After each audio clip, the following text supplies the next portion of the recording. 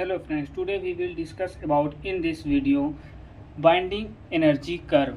हमने last video में पढ़ा था मास डिफेक्ट क्या होता है, बाइंडिंग एनर्जी क्या होता है, और आज हम उसी टॉपिक के पार्ट 2 के बारे में बात करने वाले हैं, बाइंडिंग एनर्जी कर्व। तो हम सब जानते हैं एटम के स्ट्रक्चर के बारे में। Atom consist of central टाइनिंग core which is called nucleus and electrons revolve around the nucleus well defined circular orbits। ये इलेक्ट्रॉन्स है और ये इसके सर्कुलर ऑर्बिट्स में क्या करते हैं, रिवॉल्व करते रहते हैं।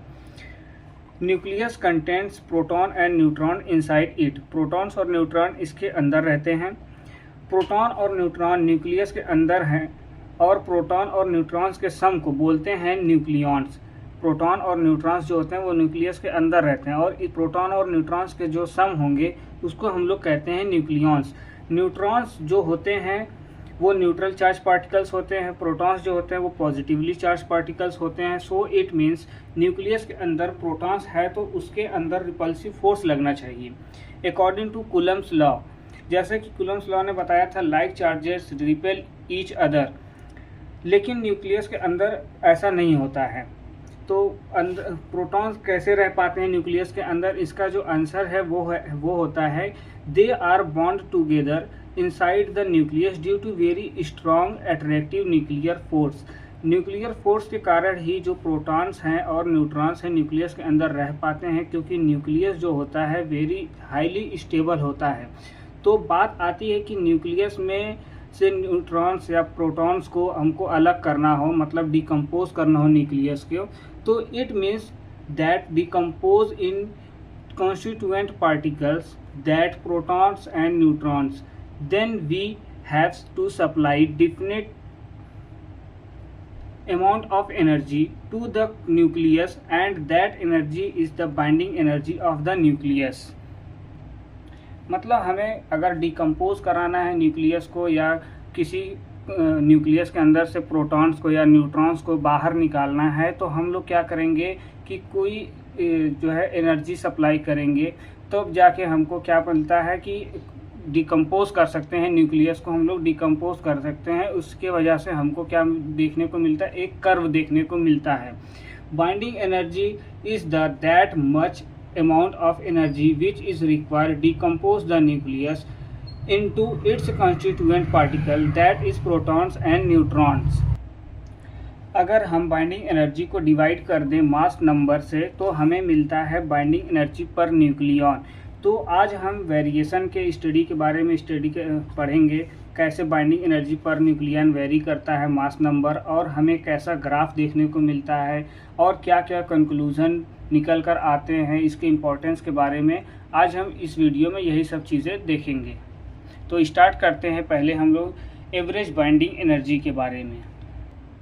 बाइंडिंग एनर्जी कर्व किसी किसी बुक में दिया है सिस्टमैटिक ऑफ बाइंडिंग एनर्जी, तो बात वही है, टॉपिक बस नेम थोड़ा सा चेंज है लेकिन बात वही है।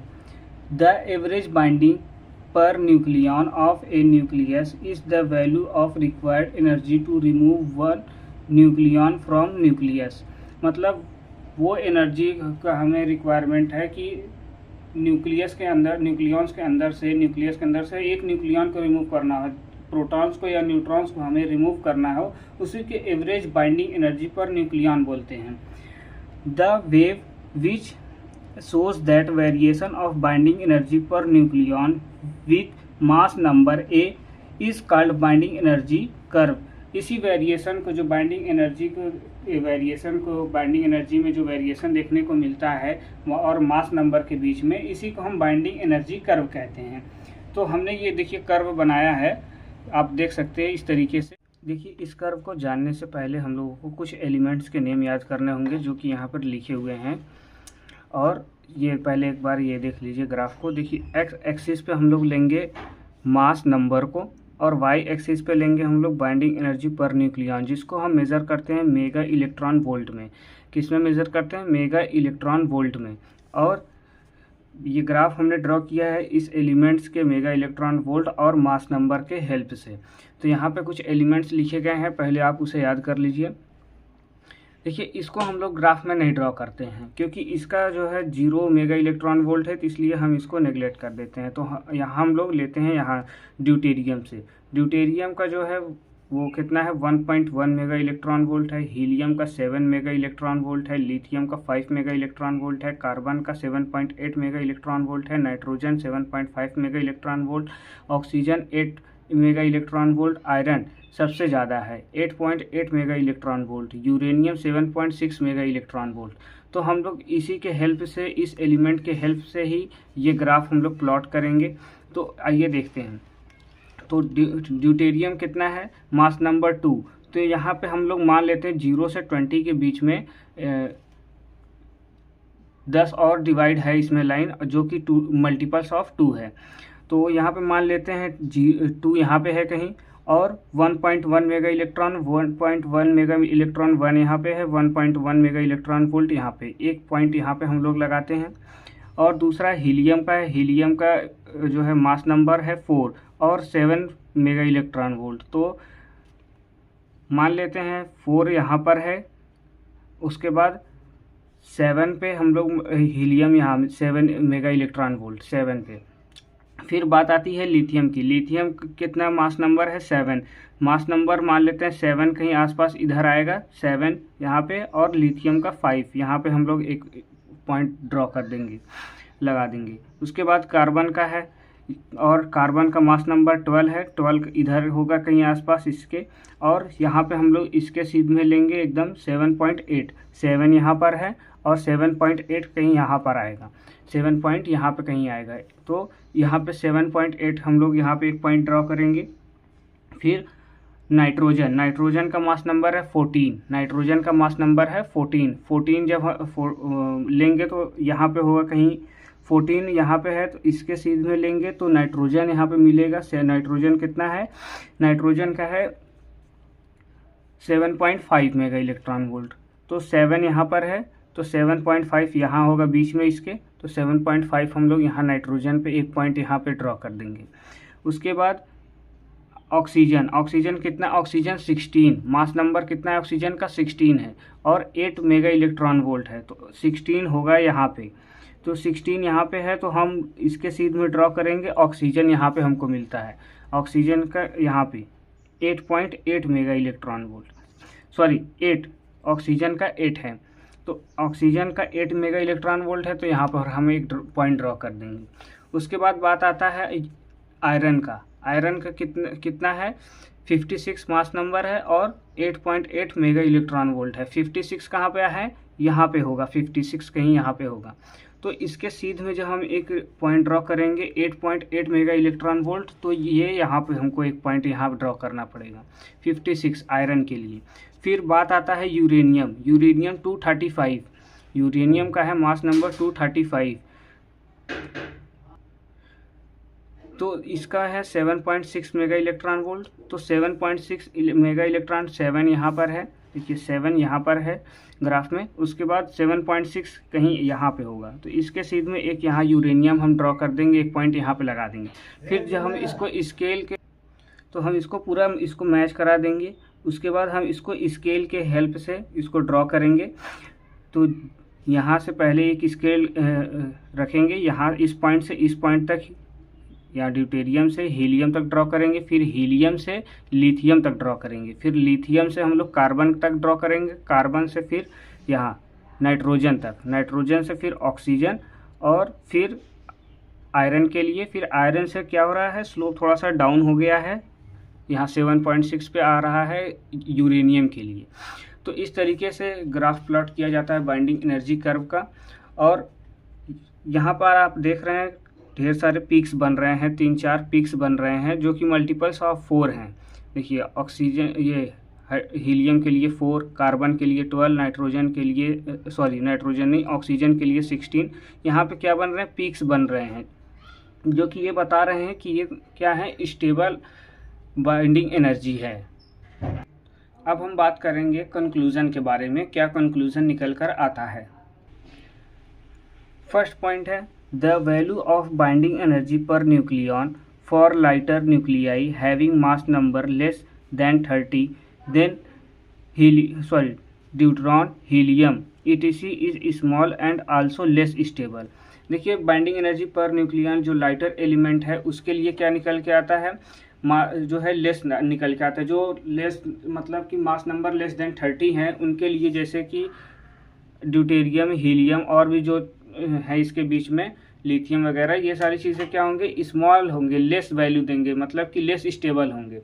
और बात अब नेक्स्ट पॉइंट की बात करते हैं, for mass number ranging from 2 to 20, मतलब कि मास नंबर 2 से लेके 20 तक के बीच में there are well defined peaks, क्या होंगे, कुछ पीक्स ड्रॉ होंगे, मतलब कुछ ग्राफ में पीक्स बनेंगे। ये देखिए यहाँ पे क्या बन रहे हैं, जो 2 से 20 तक के बीच में मास नंबर के बीच में क्या बन रहा है, पीक्स बन रहा है। ये देखिए 1 2 3 ये क्या बन रहा है, पीक्स बन रहे हैं यहाँ पर, corresponding to helium, carbon, oxygen etc ये सब क्या मिलके बना रहे हैं, पीक्स बना रहे हैं। The peaks correspondingly to these nuclide indicates that these are more stable than these neighbouring nuclei like lithium and nitrogen. मतलब कि ये क्या कर रहे हैं, पीक्स बना रहे हैं और ये क्या इंडिकेट कर रहे हैं कि ये ज़्यादा स्टेबल हैं, अपने जो नेबरिंग न्यूक्लियाई है उनसे ज़्यादा स्टेबल हैं, जैसे कि लिथियम और नाइट्रोजन से ज़्यादा स्टेबल है ये सारे एलिमेंट्स। यहाँ पे देखिए ग्राफ में लिथियम और नाइट्रोजन क्या है, यहाँ पर इसका स्लोप डाउन है थोड़ा सा, ये नीचे है, और ड्यूटेरियम के यहाँ पे हीलियम, कार्बन, ऑक्सीजन ये क्या है, इसके पीक्स हाई हैं, तो यहाँ पर ये क्या होंगे, हाई स्टेबल होंगे, और लिथियम और नाइट्रोजन के लेस स्टेबल हैं, इस अपने नेबरिंग से लेस स्टेबल है, और ये सारी चीज़ें हाई स्टेबल है।